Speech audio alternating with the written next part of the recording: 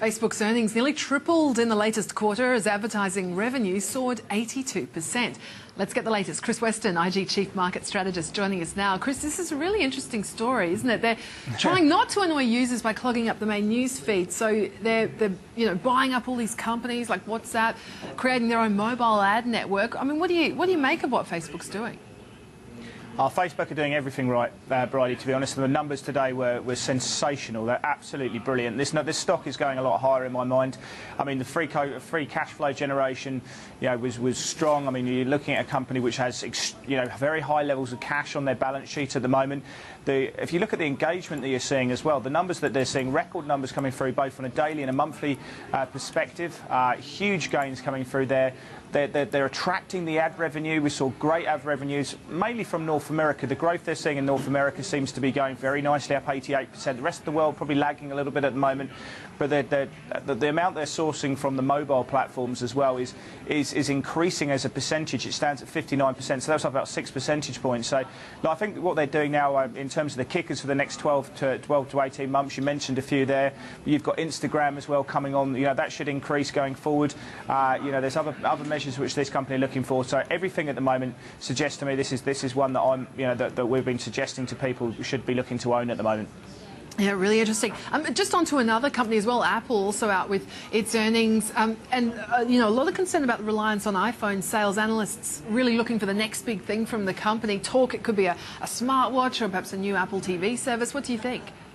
Yeah, I think the smartwatch is going to be interesting. Let's see the pricing of that. I reckon probably $1,000 would be your sort of benchmark, I reckon, for that. Apple TV is one that's definitely been touted as one for a big kicker. But what they're doing the thing that we noticed from here, and these guys did absolutely take consensus home. They blew it out the window.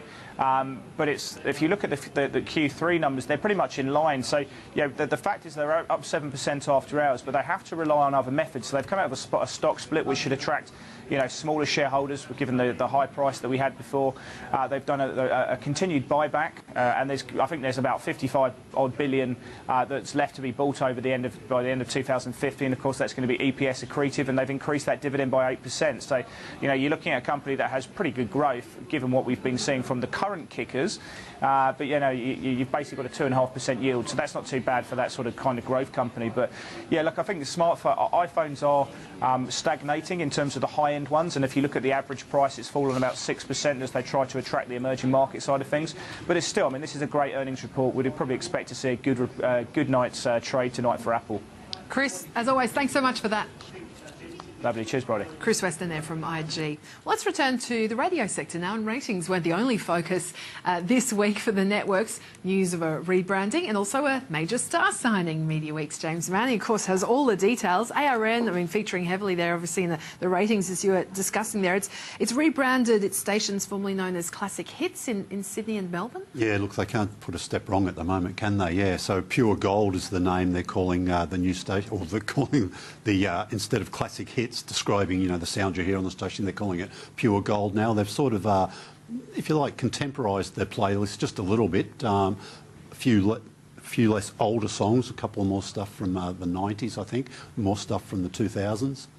And look, in the same week they do that, Gold goes #1 FM in Melbourne. So, look, perfect timing for them. So it's really good news. They did the same thing, of course, with KISS 106.5 earlier in the year when they rebranded Mix, and they immediately struck up Pure Gold, if you like, there as well. So, yeah, doing fantastic stuff. All right. And news of a big signing as well for Nova. Yeah, Smooth FM. Look, and that's done very well in the survey too, as we saw, their highest ever share in Melbourne, so it's doing good business. But Olivia Newton-John is going to be doing a show for them on a Saturday afternoon. Now, their business model is when somebody does a show, they don't have to turn up in the studio and they'll do it live through the magic of radio. They can get people to pre-record stuff. So, yeah, they'll be packaging that program. But it's another great get for the station, to get out there and market that name. Yeah. Got to ask you too about some of the news out of the print sector as well this week. Pacific Magazines partnering with Priceline for a big campaign. Yeah, it's called You Beauty Campaign. So they're going to promote beauty products. It'll be in magazines, particularly I think Marie Claire and New Idea.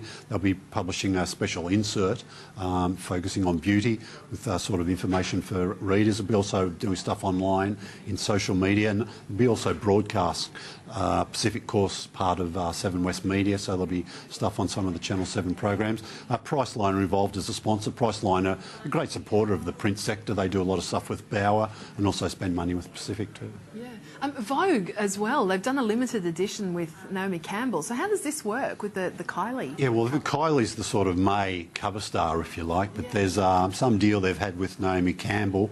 They've, I don't know if they've promised her a cover, but they've got her in the issue too, and they've done a limited edition one where she's actually on the cover instead of just inside it. So, but it's a bit awkward. You can't buy it at retail. You've got to actually go online to and buy the magazine online. It costs you a couple of dollars more, but I think that's mainly just to cover the cost of sending it out to you. So, big Vogue fans will be able to get 2 different editions of May. And also Schwartz Media expanding distribution of the Saturday paper. Yeah, look, it sold out on its first weekend. It was big news. They sort of underestimated the demand, people wanting to sample the product. Haven't heard a lot of news about how subsequent issues have gone sales-wise, and we haven't had a sales figure yet from the company. But things must be going reasonably well because they're expanding into extra states. It's only been Victoria, New South Wales previously, now going into Brisbane, Queensland and Adelaide and throughout South Australia from this weekend, I think. Plenty more to ask you about, James. Got to take a very quick break here on Media Week. Coming up, a raft of new program launches coming next week. A preview next.